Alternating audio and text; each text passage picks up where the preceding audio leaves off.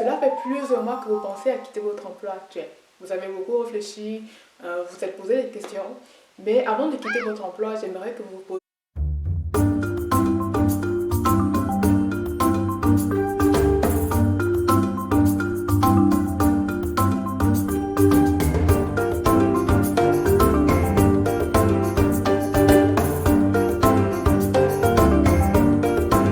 une bonne question. Parce que c'est une décision difficile, c'est également une grosse décision qui aura beaucoup de répercussions et également de conséquences sur les plans sociaux, sur les plans financiers, sur les plans personnels. Il est très important vraiment de vraiment réfléchir et de vous poser les bonnes questions avant de quitter votre emploi.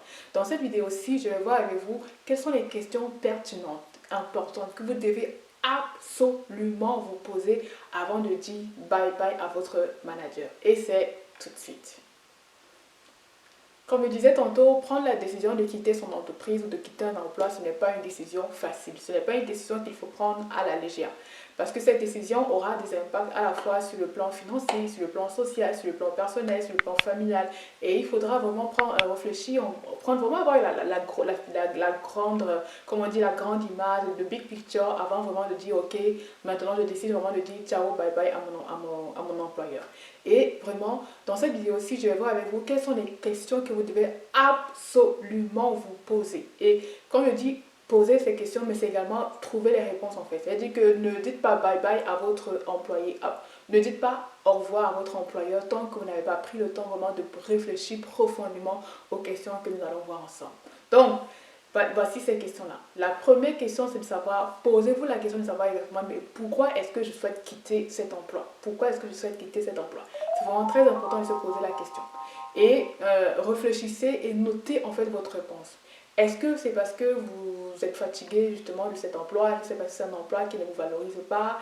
Est-ce que vous avez l'impression de ne pas être écouté par votre manager? Est-ce que vous avez l'impression de ne pas être épanoui dans cette entreprise-là? Est-ce que c'est un problème financier? Est-ce que le salaire ne vous convient plus? Est-ce que les responsabilités ne vous conviennent plus? Est-ce que les tâches ne vous conviennent plus? Vraiment, prenez le temps de bien réfléchir au pourquoi. Vraiment, à pourquoi est-ce que vous voulez quitter cet emploi. C'est très important. Parce que répondre à cette question-là va vous permettre justement de ne pas faire la même erreur. Peut-être parce que vous quittez cet emploi pour aller prendre un autre emploi. Donc il est vraiment très important de savoir, ok, pourquoi je quitte cette entreprise-ci pour aller dans une autre entreprise. Ça va m'aider à vraiment bien choisir la prochaine entreprise pour laquelle je souhaite travailler. Donc c'est très important de vous poser la question de savoir pourquoi est-ce que je souhaite quitter cette entreprise. Est-ce que c'est pour des raisons personnelles? Est-ce que il y a de l'harcèlement? Est-ce que vous êtes harcelé dans votre entreprise? Est-ce que vous voulez quitter pour relancer votre propre compte? Vraiment, réfléchissez et posez-vous les bonnes questions et ayez les bonnes réponses. Ça, c'était la première question.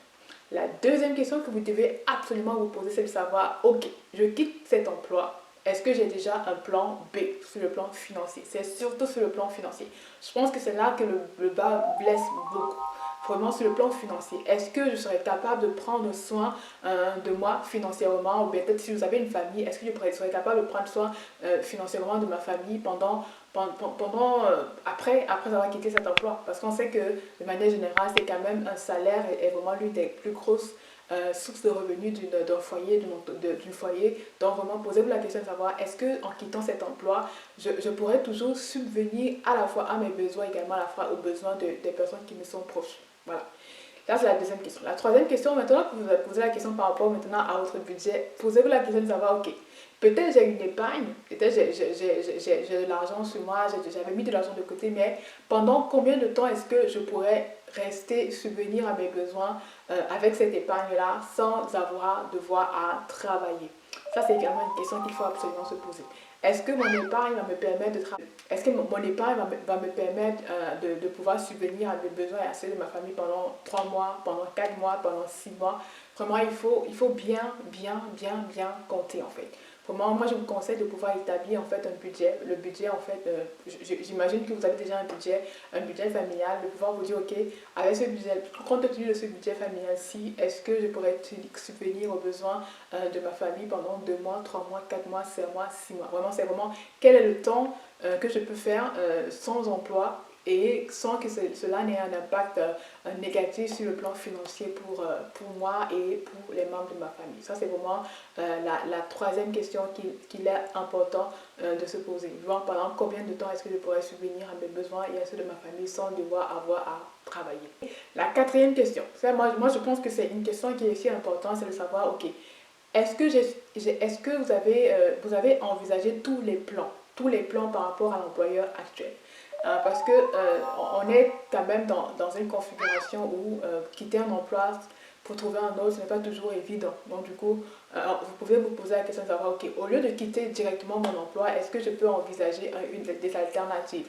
Les alternatives, ça peut peut-être être prendre une année sabbatique, ça peut peut-être prendre un long congé non payé, ça peut peut-être, au lieu de quitter cet emploi-là, ça peut peut-être décider, ok, de devenir sous-traitant de l'entreprise actuelle, si c'est possible.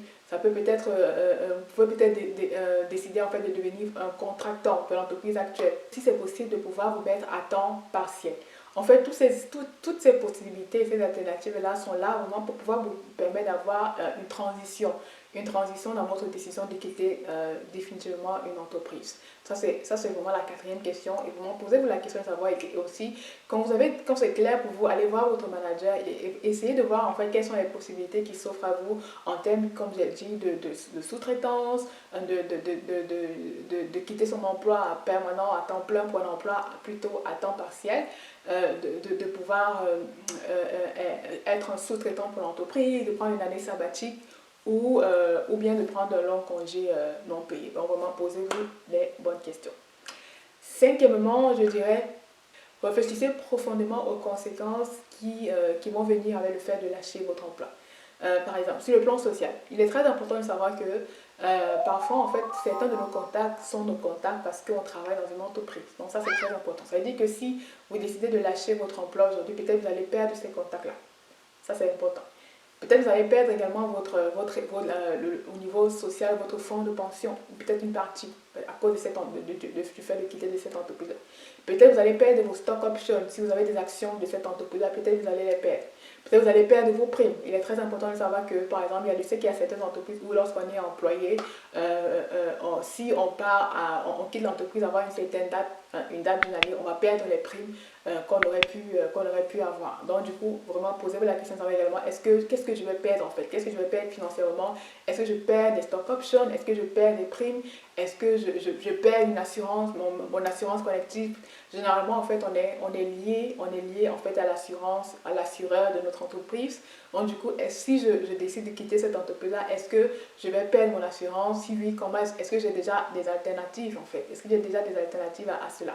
Également aussi, je sais qu'il y a beaucoup d'employés qui sont par exemple des administrateurs dans d'autres sociétés parce ils viennent en fait par le couvert de leur entreprise. Ils représentent en fait leurs entreprises dans soit dans une chambre de commerce, soit dans une autre entreprise beaucoup plus petite. Comment donc ils représentent leur entreprise? Donc, posez-vous la question de savoir, est-ce que je suis prêt justement à renoncer à ces fonctions que j'occupais en plus de mon emploi actuel et qui me plaisait véritablement. Le fait par exemple d'être un administrateur de société ou bien par exemple de représenter son entreprise dans une organisation non gouvernementale.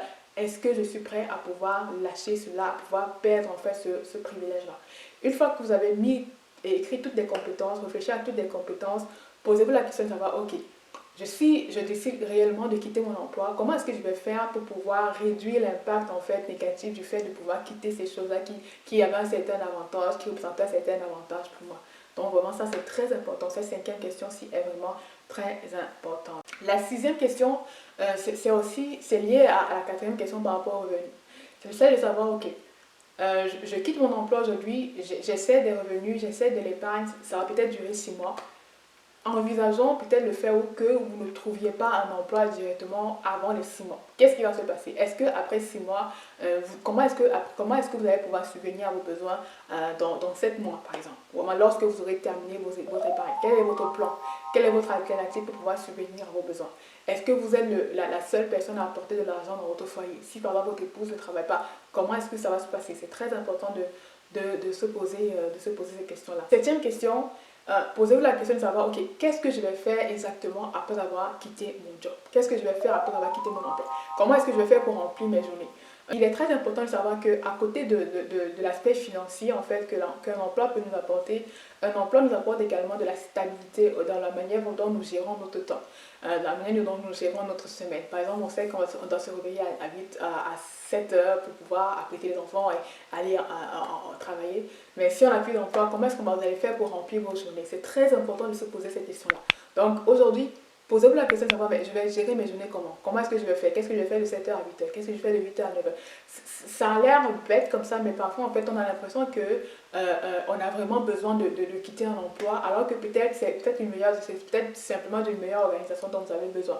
Donc, vraiment, posez-vous la question de savoir, ok, comment je vais faire pour remplir mes journées après avoir quitté mon emploi? Est-ce que j'ai un plan B? Est-ce que j'ai des activités à côté? Vraiment, est-ce que ces activités-là vont me permettre justement de pouvoir remplir mes journées?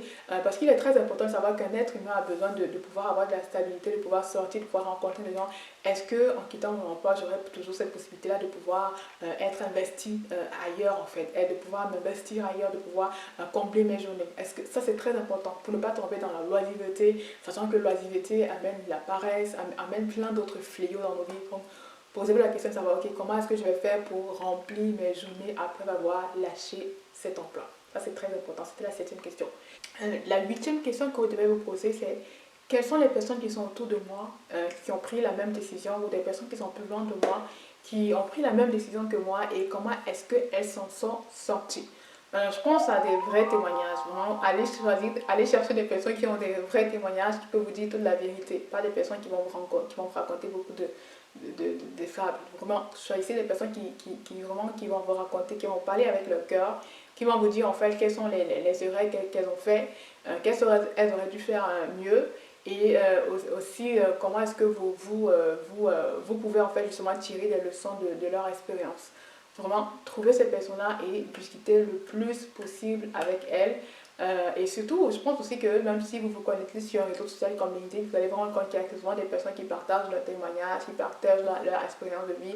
Donc vraiment, n'hésitez pas à connecter avec elles et à tirer le maximum d'informations de ce qu'elles peuvent vous donner comme leçon, comme vécu. Vraiment, ce sera très important pour vous. La 9e chose, la 9e question que vous devez vous poser, c'est si vous êtes en train de quitter votre emploi actuel pour pouvoir lancer votre entreprise ou pouvoir vous donner à fond dans un projet entrepreneurial, il est très important de vous poser la question de savoir est-ce que j'ai déjà des revenus de cette entreprise-là. Moi, je ne conseille pas, et je pense que de manière générale, on ne conseille pas à une personne de pouvoir lâcher son emploi pour pouvoir débuter une business à partir de zéro. Parce que ça peut prendre du temps avant de faire des revenus concrets à partir de cette activité-là. Donc, il faut vraiment vous assurer que votre business vraiment est déjà en train de porter du fruit, a déjà des revenus stables depuis peut-être 1 an, 6 mois, avant de vous dire, ok, mon business a des revenus stables, je pense qu'il est temps pour moi de quitter mon emploi pour me consacrer à 100% sur mon entreprise. Sinon, moi je vous conseille entre-temps de pouvoir un peu jongler entre les deux, soit peut-être passer à temps partiel, mais ne prenez pas tout de suite vraiment la décision de sauter comme ça dans votre business si vous n'avez pas vraiment un bon filet de sécurité. En tout cas, ça c'est mon point de vue. J'ai terminé avec les 9 questions très importantes que vous devez réellement vous poser avant de dire ciao, ciao, bye bye à votre manager. Si vous avez d'autres questions que vous voyez que j'aurais pu poser, n'hésitez pas à les partager dans les commentaires, ça va me faire plaisir. Sinon, si vous avez aimé, n'hésitez pas à liker, à commenter et à partager la vidéo. Ça va vraiment me faire très plaisir de pouvoir vous lire. Voilà, merci beaucoup d'avoir regardé la vidéo et à la prochaine.